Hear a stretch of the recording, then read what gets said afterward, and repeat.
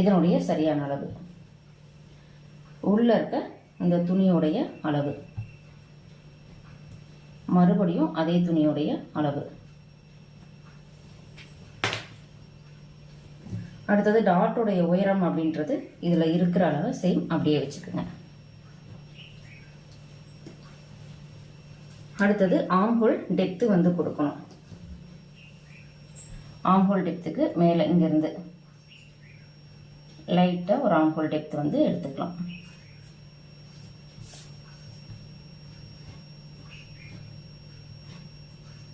இங்கிருந்து பார்த்தீங்கன்னா இதுதான் நமக்கு 2வது டாட்டு. இங்கிருந்து ஒரு 1.5 இன்ச் 1.25 இன்ச் கேப் இருந்தால் போதும்.